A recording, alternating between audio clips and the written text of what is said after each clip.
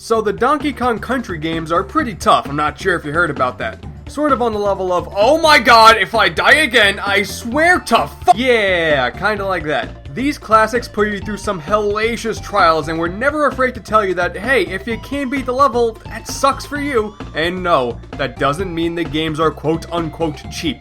You either ran away or you got better. And even with being tough as nails, the Donkey Kong Country Trilogy are some of the finest retro platformers of all time. And since Tropical Freeze is the new hotness, I took some time to go back and experience the pain and torment of some of these classic stages, of which I got a list of 10 to throw at you. No real rules here, every level is a viable choice, but just no returns or semi-mild climate here. Just purely retro. Alrighty, it's on like oh, that's right, I can't say the main character because it's copyrighted, so let's get into it.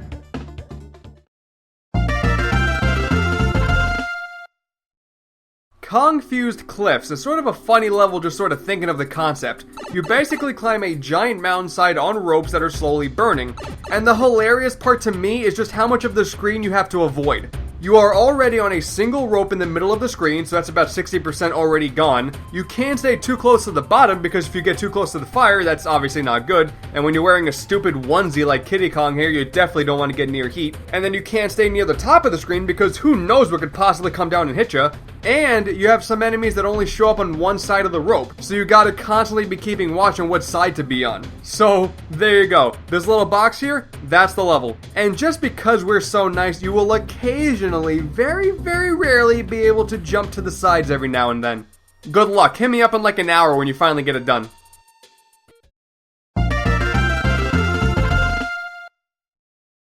Really, DKC 3 had a lot of random gimmicks thrown into it. While not a bad game, you can definitely tell at this point Rare was sort of looking at their scrap sheets like, sure, why the hell not, put it in. The most random easily being the final non-boss level in the game, Rocket Rush. Here you jump into a rocket barrel and then just start falling, and you control the jets to go right, left, or slow down a little bit because if you don't, you just crash and die. And what really throws me off is sometimes the ship just randomly decides to shoot upward every now and again, and I've never understood why. But then you get to the bottom of the mountain, collect a crap ton of fuel, and just start shooting upwards at high speeds up an entirely different pathway. And if you screw up at all, you are pretty much done, boy. You can hope and pray that if you bump into a ceiling once, you'll make it, but otherwise this is pure memorization with probably the most out-of-place gimmick in the entire series. And just a little random tidbit here, apparently some of the original SNES cartridges of the game lacked the G letter coin, which was fixed in the GBA and Virtual Console ports. Because really, if this level wasn't random enough.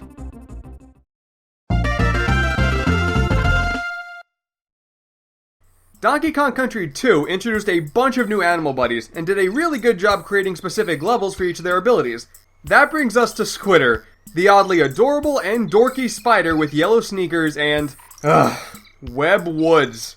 This level here was the bane of my existence as a child. And you start off fine, you know, you're just doing some regular platforming, but then you transform into Squitter, and it all just starts spiraling downwards from there. There's almost nothing but bottomless pits everywhere that you have to get over with platforms that you create yourself that, A, you can't really depend on how long they'll stay active, and 2, you have to avoid a ton of obstacles being thrown at you at the same time. And really, just as another mean trick, to get to one of the bonus rooms, you have to follow a really, really slow cannonball backwards until it hits a wall. Like, for many, many years, this was always that level for me. For what seemed like months and months of trials and tribulations on mornings before school, I just died more times than I'm sure I could count, and I could just never get past it. So it really may not be too difficult in the long run, but I sort of die a little inside whenever I have to replay this level again. Damn you, Web Woods. Damn you.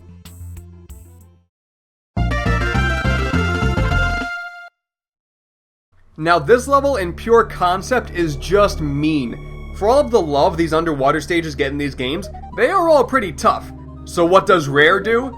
Creates water that flips your controls. That's just mean, man. That is all Poisonous Pipeline is. A huge tube filled with poisonous liquid where pressing left makes you go right, and pressing right makes you go left. Needless to say, that really messes with your head. It also makes it really fun trying to jump out of water too. It's funny, because in reality, this level isn't that hard in the slightest besides the typical underwater pains. It all lays squarely in the gimmick that Rareware played a nasty trick on us with. So thanks for that, really, much appreciated. Jerks.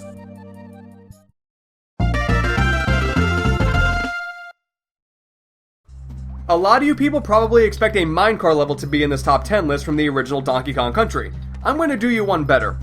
In that original game, there was a level in a factory called Trick Track Trek, where you rode a conveyor belt, which, it was kind of tough, but then later on, you do the same exact level concept, but instead, now you have to keep in mind how much gas it has left, and go out of your way to grab fuel containers, all conveniently placed around enemies and jumps you would be crazy to take otherwise. And to add even more to that, some of the barrels have really little fuel in them too, which is just insult to injury. Seriously, the name Tanked Up Trouble is just so fitting here, it's crazy. The level is honestly just more stressful than it is difficult. I wish I could say more about it, but really that about covers it. This is like that level that once you get to it, you're like, oh boy, is this level. I think we can all relate to that.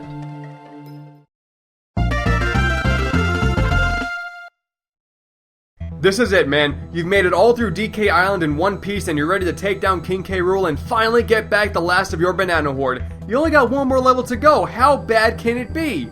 Oh, that's right. It's Platform Perils. This here is literally exactly what the level name suggests. Just platforms all over the place with arrows on them letting you know which direction they go before eventually shaking and falling down and going bye-bye. Which, makes it very perilous. You got Crush all over the place here too, an enemy you just do not want to deal with Diddy Kong here. You need to have DK here, someone who is the same exact size. And I mean, the big ape here knows how to float. You can imagine how useful that is. And you just know this level is one of the meanest when you get to this part here, ready to continue on right? But nope, you gotta go left. Denied. At the very least, I guess this is a perfect final level, so I guess it's got that going for it? I guess?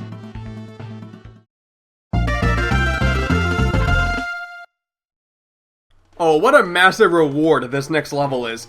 By collecting a bunch of Creme coins in DKC 2, you can pay Clubba here to go to the Lost World, and one of the pathways leads you to Clobber Carnage. This game actually introduced a pretty cool mechanic where, instead of every rotating barrel forcing you to time when you shoot out, now there are barrels where you rotate yourself.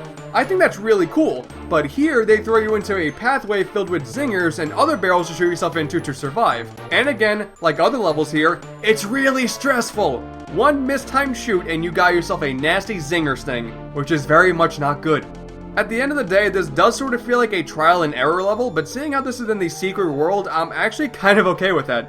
But this is one of the few levels in the entire trilogy that makes me curse out loud more times than I would like to admit, so I guess that's why it's on this list for a reason. Friggin' barrels.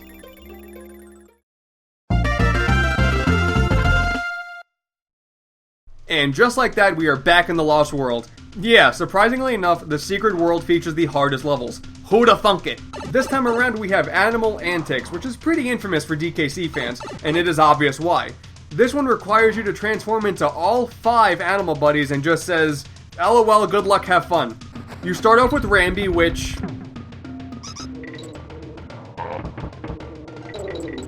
nailed it. And then yeah, you have Unguard and Squitter, which, they're tough, but they're not too bad. And then there's Squawks. And here's where every DKC 2 fan starts to lose their mind. Please don't be Wind, please don't be Wind, please don't be Wind. Fuck! Seriously, whoever created Wind in platformers needs to be taken out back and dealt with. The Wind here is just forcing you into the brambles at all times and just decides to flip direction whenever it wants to. And you know what? This may be the hardest section in the entire game and maybe the trilogy. Oh, that's right, and after that you play as Ratley, and his section is so incredibly easy that it's just, who even cares at this point, really?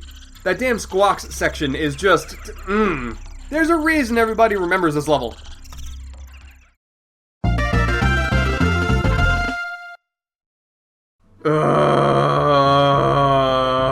Okay, seriously now? Do I really need to say anything about Snow Barrel Blast? This level is a pain. Look at this. A barrel rotating counterclockwise with a zinger rotating counterclockwise around it. If you are ever having a bad day, this is it. This is it. This right here, this is it. This is the visual representation of your bad day. That's it. That is all.